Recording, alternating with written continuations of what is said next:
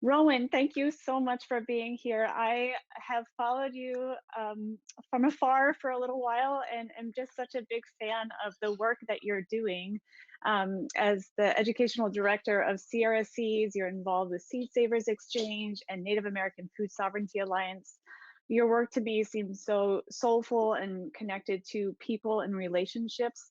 So I'm very excited to hand the mic to you and learn from you and start building this network that you're already deeply part of. So thank you, Rowen, and welcome. Thank you. Sego Seguego, Ganyat Dahawe Yungyats. I'm greeting you in my ancestral language of Ganyageha. I'm a Mohawk woman from a small community called Akwesasne, which is it's right on the New York Canadian border. In fact, the border kind of crosses our community. And I'm a farmer, I'm a seed keeper, I'm a mother, I'm a passionate activist for Indigenous food sovereignty. I love to tell stories and write and make art. And so I'm so thrilled to be able to kick off this amazing seed summit that Slow Food is curated and cultivated this week and over the coming days ahead. Today I'll be sharing from my heart about some of the work that we're doing within our communities, as well as lean into some inquiry. There'll be some questions that I want to bring to you all as a circle. I'm seeing a lot of familiar names and faces in the chat, and so I'm really excited to share some of my thoughts on the future of food and what is the role of radical imagination as we cultivate a relational food landscape that perhaps can bring us back towards what I think of as cultural sanity again. We're at a time where there's a lot of cultural insanity, as we've witnessed in the last couple of years. What I hope to carry to this circle of listening and sharing is a prayer. Our time together, perhaps we all could walk away from this session feeling more inspired to uncover and infuse our work with agriculture and seed keeping with the beautiful ancestral legacies that we all carry, each and every one of us. That as we collectively work towards a beautiful new expression in the future of food, that it would be a reflection of the diversity of cultures that exist here on Turtle Island and in the United States. And I know in my heart of hearts that cultivating a relational food landscape is absolutely possible and will be a more sustainable way to feed and nourish ourselves and those yet to come. In this movement, there are countless brilliant souls. I mean, many of you who are here, I deeply admire the contributions that you're making to the food sovereignty movement at large. And you all are making powerful contributions to the things that we know need support in our agricultural systems. And some of you and some of the people I admire are brilliant systems thinkers and operations and logistics cartographers. And myself, and perhaps maybe some of you, I like to think of myself in the kind of geoanatomy of the food movement as someone who likes to tend the heart and spirit of this work. Wendell Berry once said, we exploit what we merely value, but we defend what we love.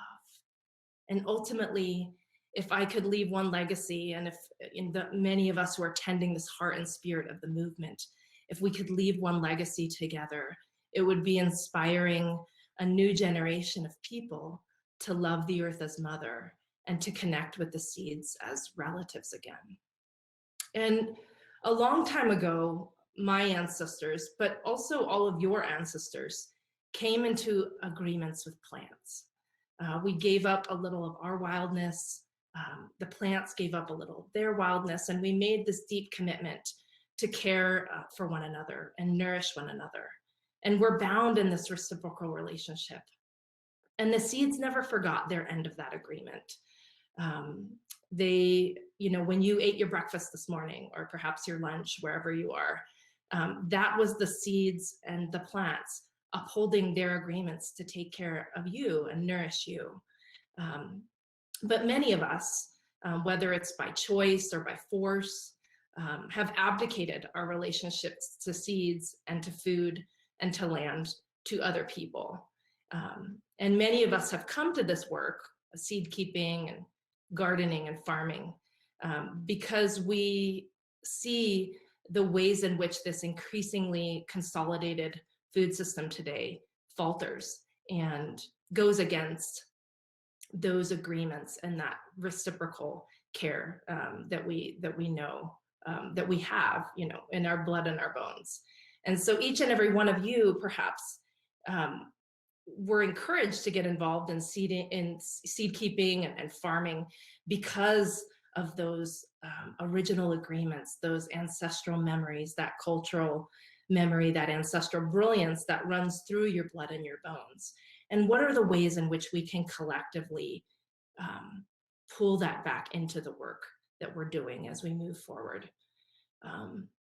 Not one of us today that's listening or sharing is not removed from this diaspora of disconnection. Many of us, have a tattered, lineage. We don't exactly know who we are in our cosmological landscape. And so perhaps, my coming to this sharing circle in telling my story of finding my way home through food and seed will rehydrate some of those yearnings or those memories or that inspiration for you as we move forward. So you can see, this is a picture of myself. This was quite a number of years ago. I was just a young girl. I was just so proud of that little pumpkin. You can see it's lumpy and bumpy, but ever since I was a young girl, I just had a penchant for having my hands in the soil. And I really attribute that to some of the strength of that cultural memory, that connection to the earth from those who came before me. And so on the slide here, you'll see my great-grandfather, Alex White. He was a farmer and a seed keeper on the Mohawk Reserve of Akwesasne. But he had a really intense upbringing in that he was one of many generations in my bloodlines that were impacted by the acculturation and assimilation tactics that were boarding schools and various other things. So he ended up farming, but he farmed in more of like a Western culture, dominant agriculture with dairy cows and growing oats and peas and grains. You can see my grandfather's there in the middle with the sheep. He was involved in 4-H. This is our homestead, our land back at Akwesasne. And that tree and that house are still there, although the landscape looks very different. And so my grandfather was raised on a farm, but he too was also impacted by the boarding school generation and was taken off the land. And so my parents' generation was that, I guess, that diaspora, that disconnection from the land where we didn't grow our own food.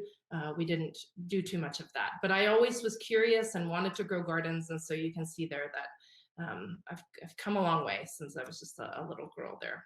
But I really pay homage to those, there's newspaper clippings of my grandparents, my great-grandparents putting in contributions to the New York State Fair at the Indian Fair there. And so they had they understood what food and agriculture meant to us as Mohawk people. When I was 17, I ended up finding my way to a small farm in Western Massachusetts associated with Hampshire College. And my farm mentor, Nancy Hansen, saw my great love and excitement for the magic that we all know, that seeds sprouting in the greenhouse and their little cotyledons popping, and just the wonder and the awe of that. And so she really nurtured my love and my skill set to be in the greenhouses, to be in the fields, and to learn to apprentice myself to these plants that are now my first teachers. So there was a project at Hampshire College that was focused on a large legacy of heirloom tomatoes. And that was my first discovery that not only did tomatoes weren't just round and red, that there was this whole rainbow and prism of color and texture and flavor.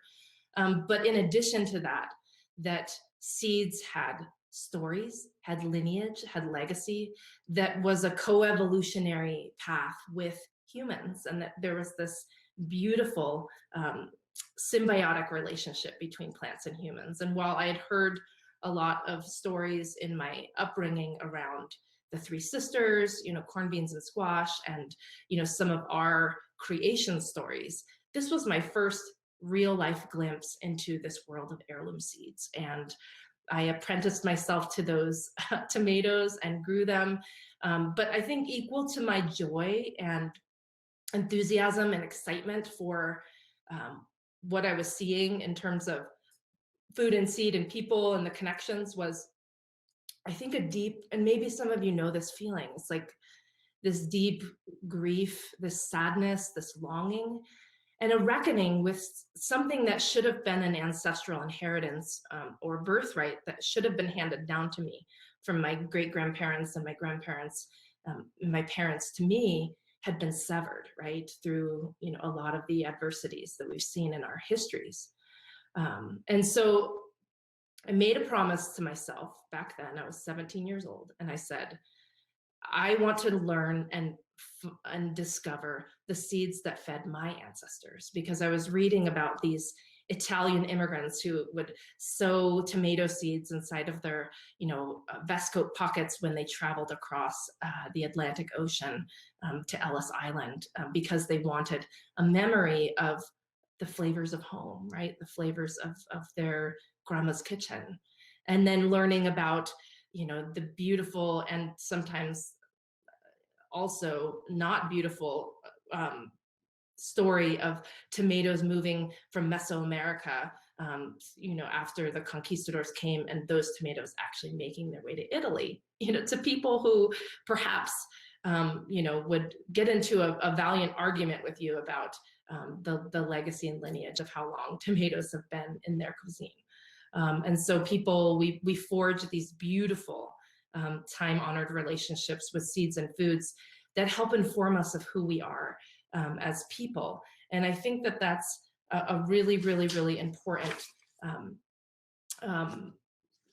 idea to bring as I cultivate this conversation about building relational food systems again. So as I, got inspired, I went back home to my community. I began to talk with elders, gathering some of our ancestral seeds, and made a commitment that I was going to leave a bundle of ancestral seeds to my future children and grandchildren that was beautiful and nourishing, even more so than perhaps the one that had been not handed down to me. So I was going to restore that chain, that stewardship chain of lineage through the hands of Mohawk people. And I had incredible mentors whom I'll talk about later on in my talk, who really gifted me a trellis of hope at a time when I was really looking for my life's purpose. And in talking with some of these elders from my Mohawk community, I realized that there was a widening generation gap of those elders who were caring for the seeds and for the food, and the younger generation who was increasingly disconnected or not understanding why food and seed was important to our understanding of who we are as Mohawk people.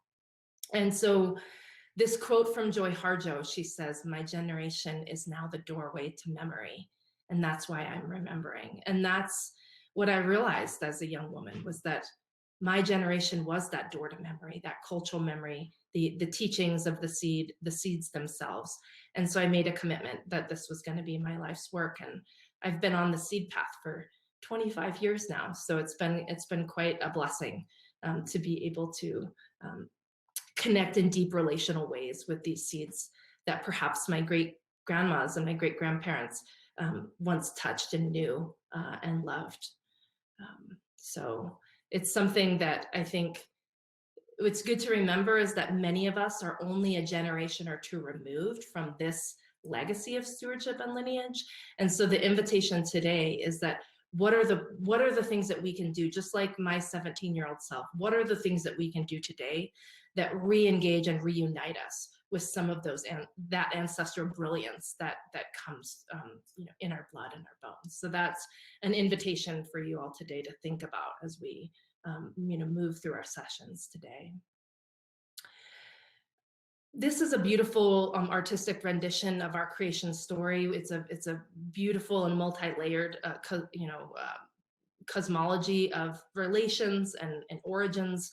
But there's a beautiful story of when our original woman, Sky Woman, fell from the sky world on into this vast watery abyss of the world that we know now, and was graciously offered the back of a turtle, which is why we call this continent Turtle Island. And she came clutching plants and seeds from that old world, from the sky world. And when she landed on the back of the turtle, she began to sing the world awake. She began to dance and shuffle and sing some of these original songs that we still carry in our ancestral seed bundles and in our ceremonies. But she began to sing the world awake. And she was carrying a child. And, you know, season after season in this new land, she began to, birthed a baby girl. And the two of them, these two original ancestors of ours, continued to sing beauty and plant, and plant the world awake again with these old seeds. As the daughter of original woman grew into young womanhood, she became pregnant with the west winds, and soon became very pregnant with two twins. And as her pregnancy progressed, and became time to give birth, one of the twins inside of her belly, we call Flint, who had like a sharp ridged flint on the top of his head, was impatient and didn't want to be birthed through the canal, and cut his way through her armpit.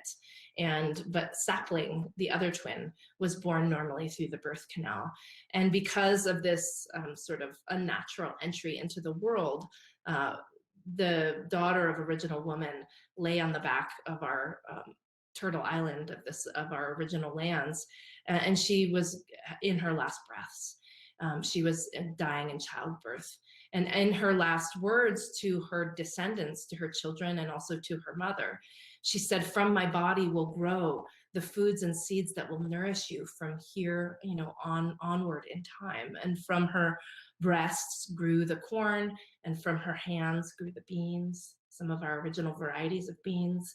From her belly button grew the long umbilical cord-like squash vines. From her legs grew the sunflowers and original potatoes. From her head grew the tobacco, which we use in our ceremonial prayers for our agriculture. And from her heart grew the strawberry. And so in this way, we are actually we are lineal descendants of our traditional seeds. They actually came from the body of one of our original ancestors. And that is encoded into our cosmology. That what is the ways in which we can restore relationship to that cosmogenealogy and honor that in our food system? And so, these stories are the foundation of a culturally sane, relational, concentric food system. And any truly sustainable foodways or systems must take into account the health of everything, just not only the seeds and foods that feed and nourish us, but the whole landscape. I've been reading a book called Earth Emotions by Glenn Albrecht, and he proposes a dramatic change from the current kind of human-dominated Anthropocene era to one that will be founded materially, ethically, politically, spiritually, on the revolution of thinking about this indigenous worldview of symbiosis. And he proposes that perhaps, if we work collectively together towards restoring these relationships and these connections, that perhaps we may enter into a period not known as the Anthropocene, but known as the Symbiocene. And so I would love for you also to be in a sense of inquiry, to think about what are the ways in which your ancestors had these stories, these cosmologies that honor the origins of these foods that feed us and honor the relationships that we have to them, because these seeds are our relatives. And so we have to care for them and honor them and steward them with that understanding. They're not just commodities or products or, sort of a dead inanimate backdrop to the exploits of humans. But we have a responsibility to care for them as relatives in that way. And if we begin to think that way, what could our food system transform into? This is a rendition of our ceremonial cycles, which actually mimic our food cycles and our agricultural cycles. So around the calendar, you can see it moves counterclockwise. And we begin with midwinter, which is actually the beginning of our agricultural cycle. We see ourselves as being kind of in the dark of the soil, like before the seed sprouts. It's when the seeds are dreaming, when we are dreaming as farmers and gardeners into what are the varieties. Many of us are getting out our seed boxes and finding the different varieties that we may want to plant in the coming seasons. We're actually sowing our prayers ahead of the spring and summer growing season. We're praying for the health and vitality of our fields. We're praying for the health and vitality of our seeds and the good crops to come. And so we're always kind of out ahead of that. And so you can see all of these different ceremonies as they go around this seasonal cycle mimic and honor and appreciate the the ways in which we bring reverent curiosity and gratitude back into our food systems. And so imagining what would our food system look like if we had that relationality, that reverent curiosity, that gratitude infused in, and bringing in that cultural and spiritual layer to our foodways, just as many of our ancestors did, not just ancestors here on Turtle Island. This is actually beans growing around a sunflower stalk in our farm fields here. But we dance in our longhouses the same way beans dance around corn. So for any of you who've ever grown the Three Sisters garden or grown things in polyculture, you'll notice that beans always twine counterclockwise around a stalk or a trellis. And so in a lot of ways, our culture, our Mohawk culture, has looked and apprenticed ourselves to these plants, and we have like biomimicry in our ceremonies, in our dances. We pay homage to the life-giving force that they offer us. And so that's the same reason why our ceremonial calendar goes kind of counterclockwise, as I always call it, bean-wise. And so when we start to bring in this culture of agriculture, this brings the possibility of beauty and innovative creativity into the way we cultivate solutions in our food and in our foodways and in our seedways. And perhaps we can imagine that we could make this work that we do together a pleasure practice that celebrates the innate abundance of the earth, instead of creating systems that manufacture scarcity, that leave people hungry and exploited, and all the inequities that we're seeing in the current food system today. This is the current land base of our Haudenosaunee communities. This was mapped out in 1650. We spread ourselves quite a bit over New York State, into southern Canada and Quebec and Ontario. We had wide land bases to which we would feed and nourish ourselves, and our agricultural fields and our seed fields would have been a lot further south than my current community of Akwesasne, but with the impacts of colonization, we've seen a drastic reduction of land in which we can grow, which, as I talk further, I'll be sharing a little bit about some of the land and seed rematriation work where we're working in collaboration with people downstate to be able to reclaim some of our ancestral growing lands again. So that map was from 1650, around the American Revolution in 1779. Upon orders from George Washington, General Sullivan marched his way with many, many troops into New York State, burning villages, burning Mohawk and Haudenosaunee villages. And it was noted in some of those records that Haudenosaunee people had, they were burning that these troops were burning like 1 million bushels of corn. So this was the indigenous brilliance of growing food pre-industrially without machinery, is that we were able to grow millions of bushels of corn with just people power. And so it's actually possible to do that when we restore the seed and food commons, and when people work together collectively to actually imagine, we can imagine into the future what our food systems might look like. But what this reminds us is that indigenous peoples who inhabit and reside in our original homelands, we are living in a post-apocalyptic reality already. Like, we have already had our traditions and seeds and stories be threatened by violence, genocide, novel disease, violent acculturation and assimilation tactics. But amidst all of that, our people, they serve, for those who survived that initial front line, they knew that keeping those seeds alive, even though those cornfields were burned, they plucked out and found the seeds that could continue on, because not only was it a connection to those agreements and those ceremonies and that culture, but they knew that it was a responsibility to them to continue to keep those seeds alive for future generations. And so this is just a testament, I think, to the fact that we're not a conquered people as indigenous people. This is a quote from General Sullivan. I won't read the whole thing in its entirety, but I will say that he says it will be essential to ruin their crops now in the ground and prevent their planting anymore. And it was really because the future security of this country was really dependent upon the destabilization of indigenous land and food sovereignty. That was a way that they could, that was where our power was it with our seeds and with our food and our ability to feed and nourish ourselves.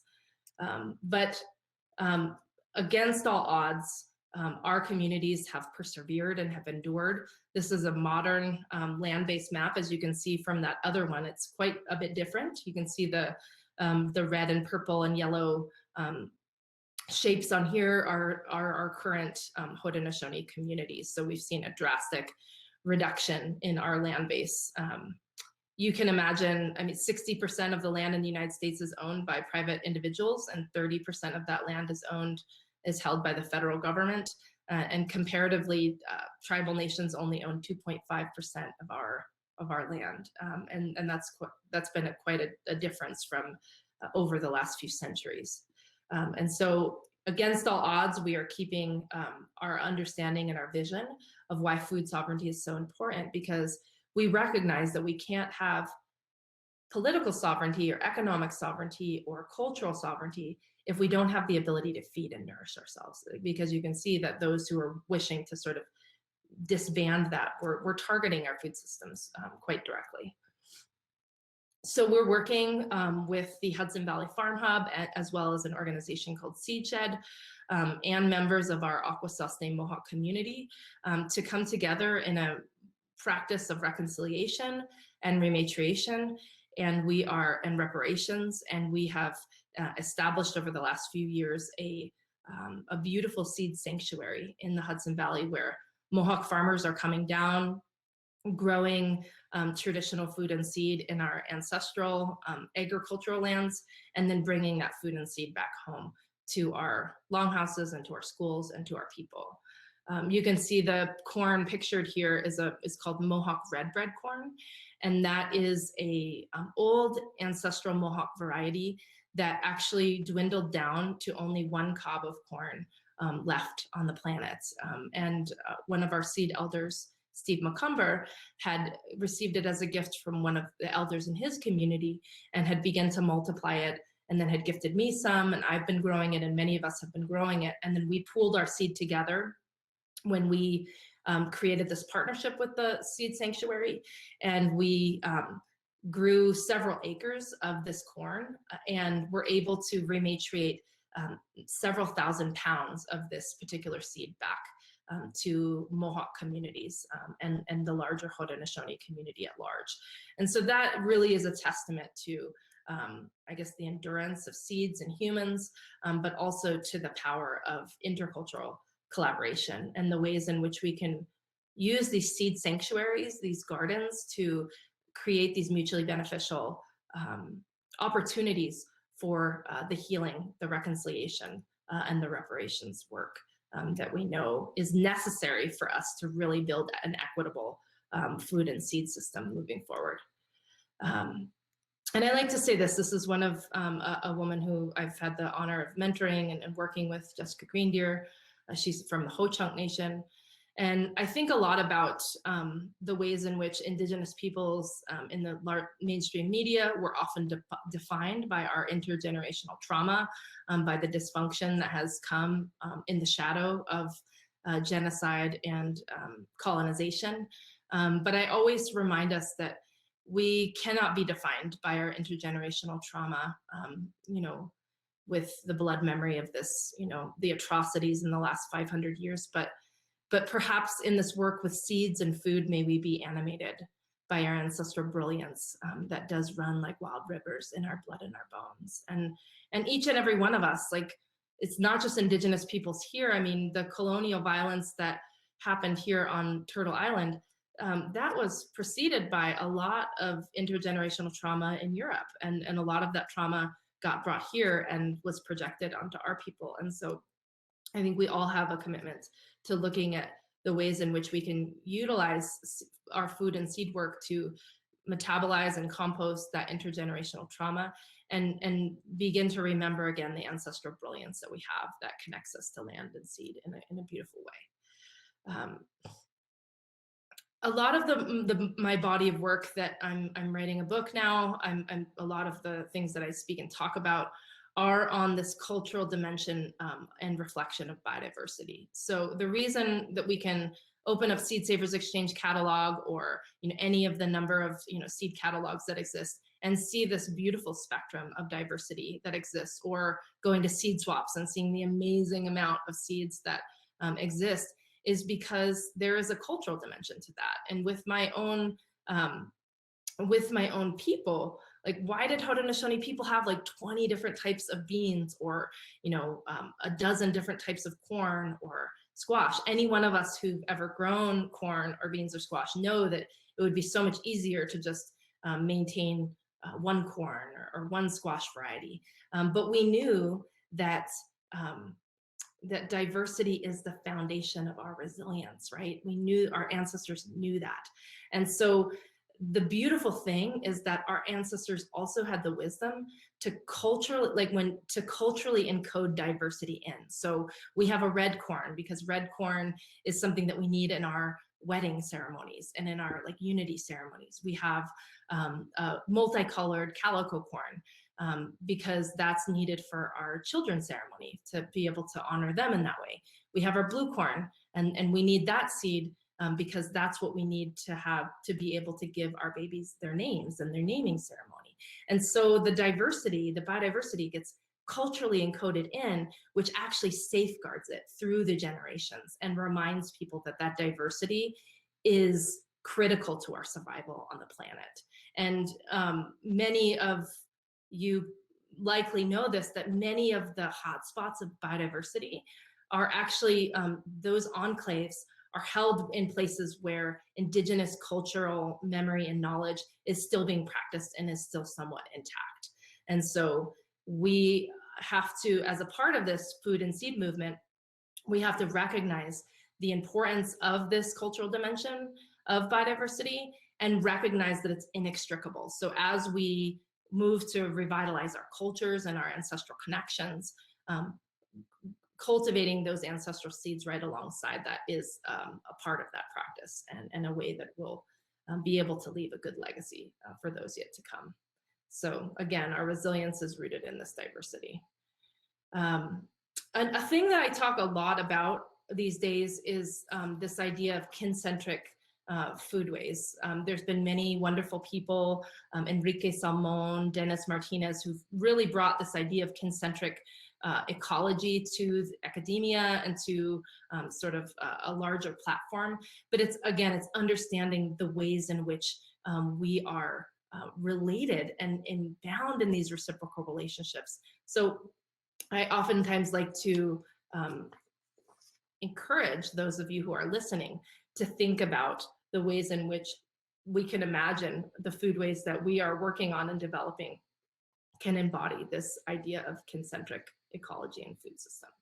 And I oftentimes talk about the fact that we need a new lexicon for a relational agriculture. Like I admit to many people that I actually can't stand the phrase food system or seed system. I feel like it feels sterile, it feels reductionist, it feels hollow, like it was birthed from the same forces that created the destruction of a beautifully storied food culture itself, you know? And so I think in some ways, what are the ways in which we can speak about the ways we're reclaiming and revitalizing our foodways and our seedways with words that are able to like hold the bigness like outside the binary, to seed our imaginations of what's possible, instead of imprisoning ourselves to choices and compartments and pathways that are just recycling this extractive and exploitative and disconnected system of thought and action and feeding ourselves. And so that's another, I think,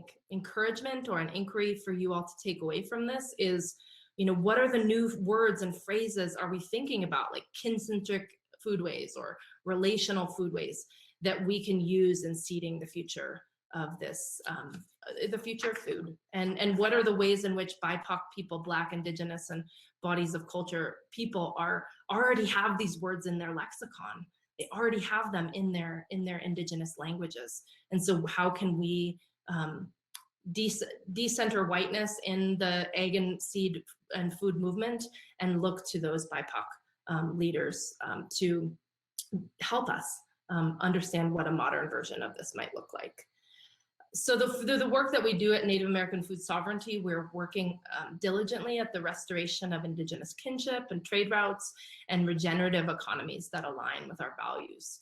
So you can see there's from seed to table, we're working on restoring, helping on creating environments where people can feel the ability to restore and nourish those connections. So that some of my favorite people are on these pictures that are coming here.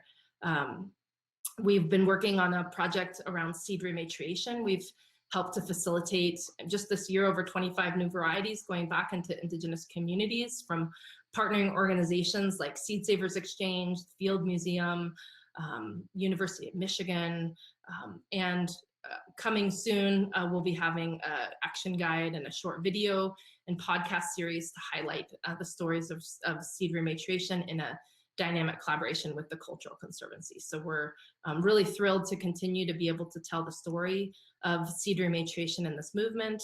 I actually posted a question on my social media today, so if folks don't follow me there, go check it out, or if you do, I was talking about what does seed rematriation look like to you and mean to you. So there's a meaningful conversation happening there. But you can see this was a seed rematriation project. We actually had some, this was a collaboration with Seed Savers Exchange, where there were Indigenous varieties that, you know, in all kinds of ways, they've made their way outside of Indigenous communities. Seeds travel, they get shared from hand to hand. They find meaningful places in new cultures, just like those tomatoes I talked about earlier. This Taos Pueblo squash had landed itself into the seed bank at Seed Savers Exchange at some point in the last couple of decades. And in our seed rematriation work, we were able to bring this squash back to the Taos Pueblo in a beautiful ceremony, a seed rematriation ceremony in October of 2018. And you can see, I mean, just look at the beautiful emotion on these women's faces. That's Henrietta Gomez from Taos Pueblo and some of the women that work at the Red Willow Farm. And you can see this is a picture of concentric foodways and relational agriculture. They are cradling that squash like a baby because that is their connection to these foods and seeds. And so this was a very, very healing moment, and one I think that we all could learn from in terms of that intercultural exchange. So this is what we're really focusing on. What are the ways in which we can foster this intercultural collaboration and in the reseeding of culture? What I like to talk a lot about is this reseeding of culture of belonging in our foodways. Many of us yearn to belong. It's a very human, it's part of our human nature. And so how can we weave this into the food systems that we are, the food landscapes that we're working on. This is a collaboration. This is at our Hudson Valley Seed Sanctuary, the Akwesasne Seed Sanctuary. Many of people that many of you probably admire are in this picture.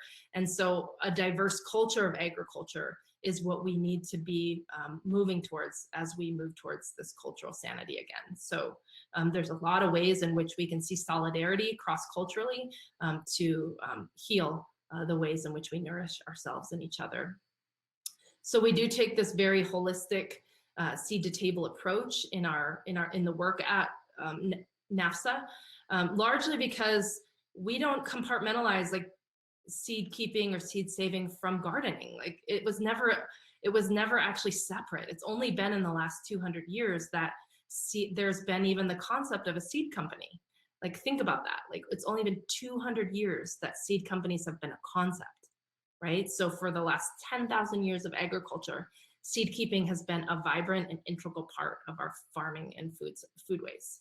And so again, I think that's only a few generations. And so we have the ability to restore and bring back seeds back into our agricultural landscapes and into our lives, and create this really holistic seed to table approach where we're apprenticing ourselves to the seeds, learning how to cook them, learning how to grow them, learning how to create more sustainable planting models for the future. So we've been hosting a lot of community seed listening sessions with our Indigenous partners to have it be a community and collective conversation about the revitalization of seed and what it, because we know that the stewardship of seed is a collective practice. It's something that we all have to do together. So how are we bringing ourselves together? This was actually the last session that I helped to facilitate before COVID took over. So I actually have, I yearned for the day where we can all gather together and talk and visit, but we've been able to move some of this stuff into a virtual format. And so this was at Akwesasne, where we were really talking into what is our collective commitment to stewarding seed and sharing seed in this way. We're also working on an Indigenous seed census, so looking at what is the health of seed in our tribal communities, and asking the question, how seed resilient are we, like in our gardens? And that's a question you can ask yourself, like how seed resilient are you? We're seeing a time right now where there are a lot of seed companies that are having shortages and not able to meet the demands of people wanting to buy seed to re-engage in this food sovereignty work. And so, how much seed does it take to feed a community? And how much seed does it take to plant your gardens? And what are the ways in which you can begin to reestablish that? So we're engaging in these seed census work, which is really, it's overlapping layers of the intertribal regional work, tribal and community commitments, and down to the family, and what are families' responsibilities to care and nourish and relate back to our seed. We're cultivating and investing in regenerative economic models like seed growers cooperatives that are rooted in our Indigenous values. And we will, we'll talk about this, but we will not invest in economic models that actively harm what we love. We're not going to create a seed distribution network that exploits our seeds in the same way that the industrial model and the capitalist model does. So we're really in conversations with our partners to begin to really think differently about how we can model. So we're distributing a lot of seeds throughout North America through our Indigenous Seed Keepers Network this year. Because of COVID, there was this resurgence in people wanting to reconnect to the land. And so we were able to distribute over 11,000 packets back to communities in need free of charge. Like we were able to gift those back to communities in that way. And so, this seed sovereignty assessment, working with communities to really assess where are the gaps, where they need to invest in growing good seed and renewing those responsibilities to care for the seed as a collective. And all of this is part of this restoring the food and seed commons. So we're using mentorship and education. We're trying to keep the cultural context of those evolutionary services of that biodiversity alive and thriving. And so that requires an intergenerational approach of elders working with young people and creating that intergenerational legacy. And so these last few slides are just showing some of the people that I love and that I stand on, immense shoulders of mentors and elders of mine who've entrusted me with seeds and have shared their love and their their appreciation and reverence for these seeds with me. This is our Haudenosaunee Seed Keepers Society meeting at the Onondaga Longhouse a few years back. Here's just a mix of some of my favorite humans: Steve McComber, David Mary Arquette, Pete Jemison from Ganondagan, my own daughter who's a part of this work. And seeds are an intergenerational treasure. We often talk in Mohawk communities about the fact that we do not own the seeds, but we borrow them from our children. And we make a real collective commitment to that in the work that we do. And so, in closing, this is Indigenous resilience. This picture on my left was a picture that I found in an old book called Iroquois Foods and Food Preparation. This was a plate that was taken in the early 1900s by an ethnographer named F.W. Waugh, and he was collecting foods and seeds in our Haudenosaunee communities.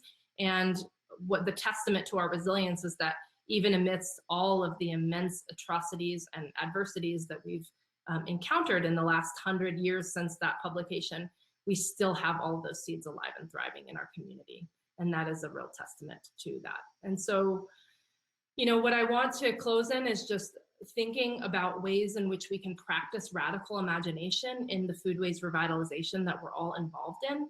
How can we infuse this idea of carrying our nations, carrying our seeds and our foodways in the same love that we carry our children is critically important. And so I have a few, I know we're gonna transition to Q&A, but I'm gonna flip the script a little bit because I have a few questions for you guys to just perhaps jot down, or maybe I can pop these in the chat once we get into Q&A. But there are some questions I have for you, not necessarily for you to answer back to us now, but for you to think about as you leave this session. This is a call to action from me, encouraging you all to think a lot about these questions and how it might inform your work. So the first question that I've been thinking a lot about is, how do we envision the Indigenous role in the larger food and seed commons and coordinate collaborative efforts to care for our seeds that's in right relationship to this Indigenous cosmology? And so what are the ways you can be doing that in your places of where you reside? Who are the First Nations people there? What are the ways in which you can begin to collaborate with them? I often think about, what if the way in which the largely white-led organic and regenerative ag system responds to the crisis is part of the crisis? What role does radical imagination and blood memory, this ancestral brilliance, have in resprouting food and seed landscapes that are rooted in cultural sanity? So beginning to think about, how can we be passing the mic to BIPOC people who have this memory of an intact, culturally sane food system, and resourcing them so that they can begin to create the solutions that we actually need. Because I think some of the work that's being done in regenerative ag sometimes is just a recycling of this relationship that's actually reductionist and flawed in a lot of ways. And I think this might be the last question, which is, what if it wasn't solely technology that was going to save us, but it was in restoring relationships? And so how can we all, who are listening here today, cultivate new narratives that allow us to relate to land and seeds and food and water in ways that have sustained human existence for millennia? What are the new narratives of that? And what role does the arts play? What role does our radical imagination play? What role does the social justice movement play in cultivating these new narratives that are going to help us move beyond this time there's a lot of harm being done to our planet and also to marginalized communities. And so what are the ways that we can center their voices? And so, in closing, how can you support? You can donate to our efforts. You can research this land back movement of ways in which land can be rematriated back. You can learn more about remediation and how maybe you could get involved as a, you know, if you're a experienced seed keeper, maybe you have seeds that you might want to rematriate back to indigenous communities of origin, or perhaps you might want to lend your efforts there. You can share resources. Resourcing indigenous food sovereignty efforts is critical at this point to sort of recover from that immense loss that I shared about. And then sharing the mic. What are ways in which you, as perhaps some of you who are white folks in the audience, what are ways in which you can, you know, you have privilege or visibility? What are the ways in which you can share the mic to those folks who may have less opportunity to do that? And so you can find our work at nativefoodalliance.org. This is my Instagram. We also have a Native Food Alliance Instagram as well, where we share a lot of what it is we're doing. So I'm going to just leave that there, and I'm going to open it up into Q&A, which I think Anna's going to help facilitate.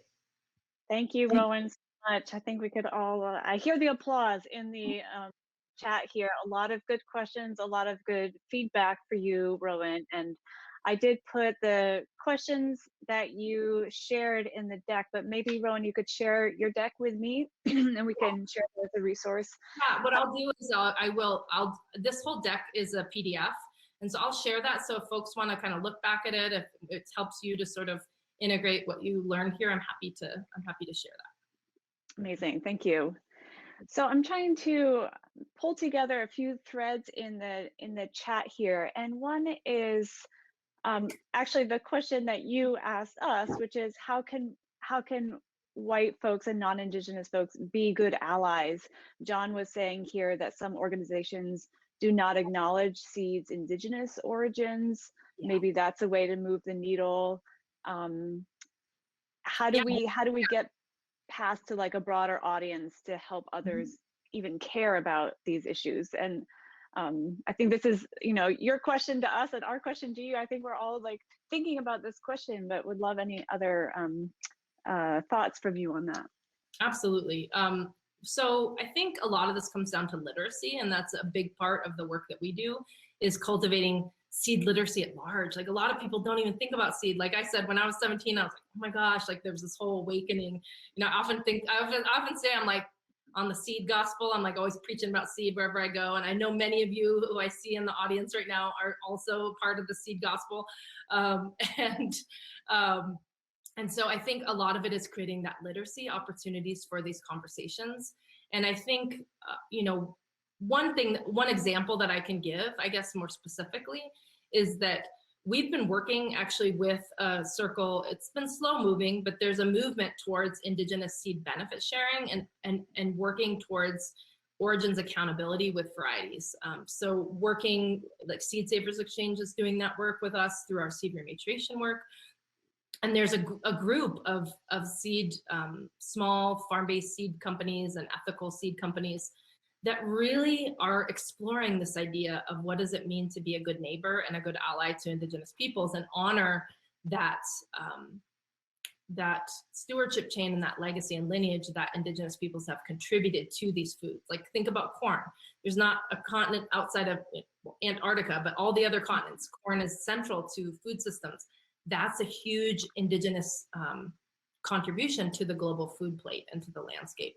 And so, like, for instance, Fedco Seeds has started this thing called Indigenous Royalty Program. So they are acknowledging the varieties in their catalog that have Indigenous origin, and then they are taking some of the proceeds from the sales of those seeds and investing that money back into Indigenous communities. So there are some really creative ways. I know Grand Prismatic Seed is connecting with the Dene people in their community. I know Tom Stearns at High Mowing Seeds, he's tithing back some of the proceeds from the Roy's Calais Flint corn back to the Abenaki people. So there are a lot of ways in which there is this sort of reparations work that's happening. But I will say that I think the foundation of some of that work, that benefit sharing or that allyship, it can't just be transactional, right? It can't just be like, oh, here's $12 for this corn that you spent millennia cultivating, you know, that it's more about how are we forging those relationships with people. And I will say there are historical examples. For instance, many of you maybe have heard about Oscar Will was an old seedsman in North Dakota. There was the Oscar Will Seed Company. You can Google it and you can see all the amazing seed catalogs he had.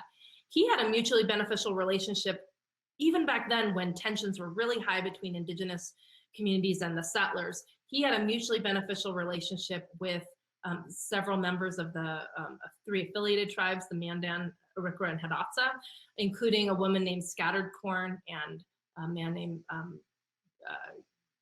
Holding Eagle. And so there are these historical examples where there is this mutually beneficial sharing of seed interculturally. And I think that we can come to that place again. But I think it's about doing the allyship 101 work and making sure that you're sort of not in this whole saviorism or I'm gonna, like charity type work, but you're actually leveraging the resources and privilege that you might have to support Indigenous work on the ground. So I love that. And I love the centering relationship over transaction as the key part of that. There's a lot of questions here. We're not going to get to them all. And actually the next session is starting in just a few minutes. So I want to invite people to jump over to that Seed Stories session. We have some really engaging folks talking about more specific stories around seeds.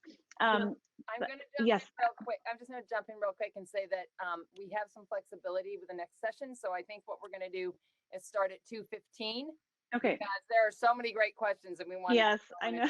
Yeah, I'm happy to Rowan, do you mind unsharing your screen so we can see you better? Sure. Yeah, let me just do that. Thank you. Perfect. There we go. So Rowen, who put this in here? I just saw a question about book recommendations. If you have any recommendations of books or resources that could help us deepen our knowledge, we would love any recommendations. I have so many.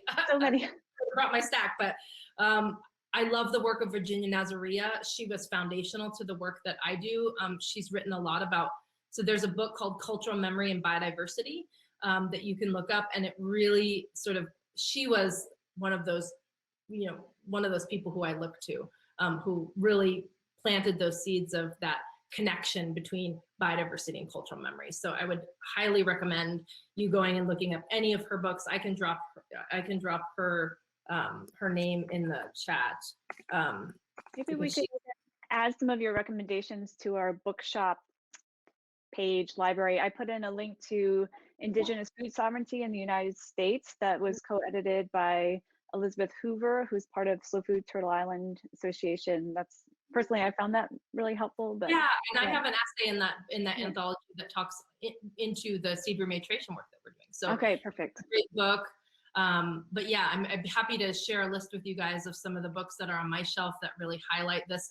But again, I will also say there's a big, there's a void too. Like I'm writing a book right now. There are a lot of us who are in the process of writing into this movement and into this work. I will say this, and I said this to myself quite a number of years ago. So my thesis work was all about the connection between cultural diversity and biodiversity. And I said to myself back then when I wrote it was like 300 pages. It's evolving into a book, but I said I wasn't going to allow the last book about food and agriculture, which was that F.W. Waugh book that was written in the early 1900s, to be written by a dead white man. So I was like, we gotta reclaim our narratives and reclaim, sort of this narrative equity work of like, how are we sharing our stories about our food and our seed and our voices? So there's a lot of amazing narratives out there, and I think there's more books forthcoming. Another book I'll recommend, which has really influenced me, is The Unlikely Piece of Cuchamaquik by Martine Prechtel, and I'll drop that title in the link, which really talks about the indigenous understanding of people's plants and our connection and sacred relationships to plants. So I'll drop that in the chat too. Awesome, thank you. I want to get back to a few questions from our slow food community in Kenya, actually Rowen and Lydia from Kenya and Elphas as well. Just from what I know about their work is that they're trying to do similar work in teaching youth about how to really be interested and care about seed preservation. So can you talk some about like the organizing methods that you employ and how to get young people especially engaged and excited about this work? Yeah, absolutely. So we actually, I mean, things have changed obviously because of COVID, and that's really impacted some of our community organizing. But a huge part of our food sovereignty movement has been having these intertribal food summits. So actually having live events that are mostly outside, people actually engaging in hands-on skills. And I think the most important part about getting young folks involved is enlivening their senses, right? Like, how do these foods taste? How do they smell? Getting their bodies moving and doing some of these ancestral arts is so critical into them being excited and enthusiastic about engaging. So we've been hosting with a lot of our communities these intertribal food summits to get everybody together, these vibrant seed swaps. And then we're also creating youth mentorship programs where people are able to, young people are able to directly apprentice and mentor with an elder or somebody in the community. So really strengthening that kind of apprenticeship model or that internship model where these young people are actually getting like really one-on-one attention with people. So NAFSA is sponsoring some youth internships where we're getting them to take part in our seed drive, like packing seeds. And some of that is creating economic incentive for them. So there's like stipends built in for young people so they can, you know, have a job too where they can do that sort of thing. I love, Melissa, thank you for dropping all these titles, and all kinds of people are dropping great titles in. Thanks. Excellent. Yeah. And then a question from Peter about the relationship of climate change to historical crops and foodways. How are you adapting seeds to fit our current climate and changing conditions? Yeah. Great question. I think I'll just go back to that point that I made, which is that our resilience is rooted in diversity. So plants have an amazing capacity to evolve and adapt very quickly, and we humans don't. And so that's in some ways the beautiful, the importance of that beautiful connection between plants and humans is that plants have the ability to adapt readily. But if we have a monoculture agriculture and we have a lack of diversity in our seed system and food system, then we don't have that ability to evolve and adapt as well. And so that is, again, another reason why we're focusing on educating people about the importance of land races, meaning they have seed varieties that already have a wide breadth of diversity in them, and using those varieties, growing them in environments. Like, we do a lot of workshops on our farm about how to grow in marginalized soils in drought, like in drought or heat, you know, ridden areas. And I think a lot of us are going to be seeing a lot of those sorts of climatic shifts in the future. And so what are the ways in which we can plant those seeds in environments where we're not babying them, we're not like sort of like giving them too much water and giving them too much compost, that we're actually challenging them and somewhat ways stressing them to call on their sort of innate strengths. Like, plants have these innate strengths to be able to thrive in droughts, or thrive in, you know, in some, you know, intense conditions. And so, but that's where that seed literacy piece is, like getting those diverse landrace varieties back into communities. So yeah, there's a lot of work to be done there, but I think that's one of the key reasons why seed keeping should be a part of every farm and garden, because it keeps our farm and garden continually evolving and adapting to the changing face of our Mother Earth. And if we rely on these sort of like one seed fits all type models with distribution, then we're not able to have those beautiful sort of like micro adaptations happening season after season. Yep. Great, thank you. A couple of questions here about education and curriculum from Lee. He's talking about community seed saving in Maine. It takes a lot of education, he says, through the seasons to develop the understanding to save seeds. Is there curriculum that you could recommend? And then a similar education, but from Neha, who works in public schools, like, how can we bring that curriculum into public schools and kind of put pressure on public schools to engage in this kind of work? Yeah, I mean, I think there's so much room to grow there. I know that there are many people, many educators who are involving themselves in developing curriculum for school systems. I've developed an online mentorship called Seed Seva, which is it's a distance learning mentorship that I think that format could actually really be adapted and evolve to many different communities, where it's a combination of like videos and practical hands-on skills, as well as like some of these cultural conversations. And so there are curriculum out there. You know, there's lots of resources and books out there, like the Seed Garden and Seed to Seed, and you know, many of us are familiar with those. But I think that there's a lot of room to grow. Like when we were involved, we are involved in the Upper Midwest, the Indigenous Seed Keepers Network. And up at White Earth, I know they were developing a 13 moons curriculum that was kind of following the moons and the planting and the foraging and all of that. And so I think that they are out there. I don't know how readily available some of them are. And so again, this is another invitation for those of you who have that interest to begin to pooling those resources together and making them available for teachers and educators. We're developing them ourselves. Like we're actually, this was before COVID, we were starting to develop an online educational platform for our communities, recognizing the need for that accessibility. And so we've been developing these online modules and lessons that we can share with our community. And so there's a lot of room for that. So pairing up with an experienced seed keeper and having, you know, them share their wisdom and being able to share it, you know, with young people in whatever format works best for you at the community level. And speaking of COVID and the pivot, which is the word that we always talk about with COVID, can you talk about how some about how COVID has impacted your work? And here, Juliana is saying, you know, instead of waiting until it's all over to make any changes, what things are you doing now to adapt to this new COVID reality?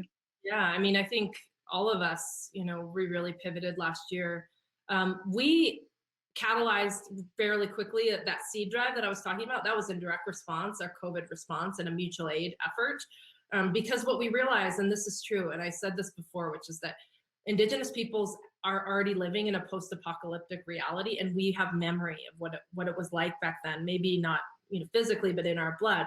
And so instinctively, we go back to our traditions. We go back to, we can grow food, we can forage, we can hunt, you know, we can take care of each other. We know how to collectively take care of each other. And so what we did, we were getting lots of requests for seed because people were saying, you know, oh, like we don't have enough seed in our community to do this, to scale up in the way that we want to, which again, COVID is an interesting thing. I think COVID in a lot of ways is just exacerbating or putting pressure on the places where we have weaknesses in our systems, right? So these were already things we were moving towards, scaling up seed and community and getting people to be growing more seed, but COVID kind of turned up the heat a little. And so that got us into doing the seed drive. And then so immediately from doing the seed drive, then we fundraised to begin this endeavor for a regional cooperative seed hub.